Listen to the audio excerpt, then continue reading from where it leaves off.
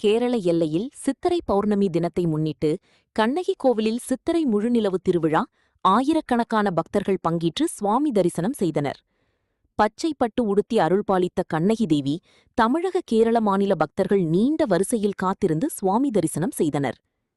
தேனி மாவட்டம் கூடலூர் அருகேயுள்ள வண்ணாத்திப்பாறை மலை உச்சியில் அமைந்துள்ளது.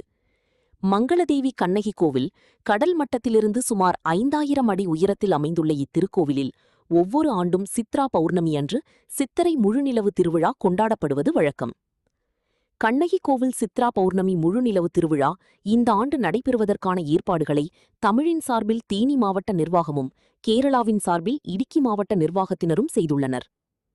குமுழியிலிருந்து 18 கிலோமீட்டர் தூரம் தேக்கடி பெரியார் புலிகள் காப்பகம் வனப்பாதை வழியாக நடந்தும் ஜீப் மூலமாகவும் சென்று வருகின்றனர்.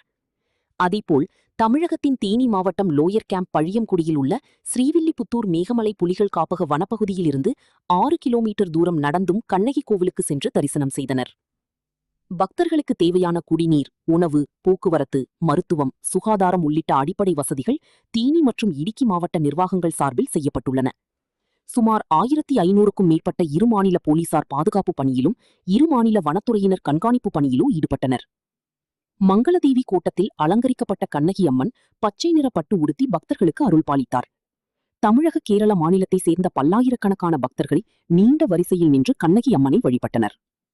அதே நேரத்தில் வருடத்தில் 3 நாட்கள் கொண்டாடப்பட்ட கண்ணகி கோவில் சித்திரை முழுநிலவு திருவிழா ஒரு நாளாக மாற்றப்பட்டு நாளடைவில் மாலை 4 மணி வரை இருந்த அனுமதி நேரம் படிப்படியாக குறைக்கப்பட்டது.